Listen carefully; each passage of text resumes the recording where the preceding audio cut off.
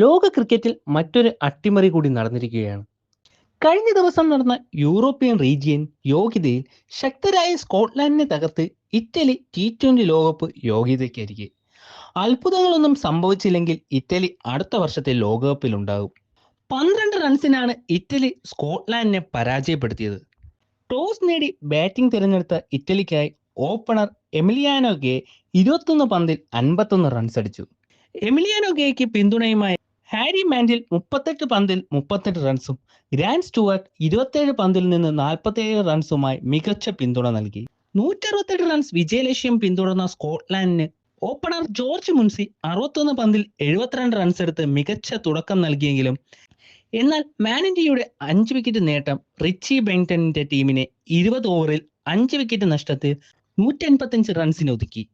മുൻ Australian test opener ജോ ബെൻസന്റെ നേതൃത്വത്തിലുള്ള Italy June 11 അവസാന ഗ്രൂപ്പ് ഘട്ട മത്സരത്തിൽ നെതർലാൻഡ്സിനെ നേരിടും. അവസാന മത്സരത്തിൽ വിജയിച്ച ഇറ്റാലിയൻ ടീമിന് 2026 ലോകകപ്പിന് ഇന്ത്യയിലേക്ക് പറക്കാം. ഈ വിജയത്തോടെ ഇതുവരെ കളിച്ച 3 മത്സരങ്ങളിൽ 2 വിജയങ്ങളും 1 മത്സരം ഫലവുമില്ലാതെ ഇറ്റലി പോയിന്റ് ടേബിളിൽ ഒന്നാമതാണ്. റൺ റേറ്റ് മാർജിനിലും ഇറ്റലി മുന്നിലാണ്. അത്ഭുതങ്ങളൊന്നും സംഭവിച്ചില്ലെങ്കിൽ ഏകദിന സ്റ്റാറ്റ്സ് പോലും ഇല്ലാത്ത ഇറ്റലി ലോകകപ്പ് കളിക്കും.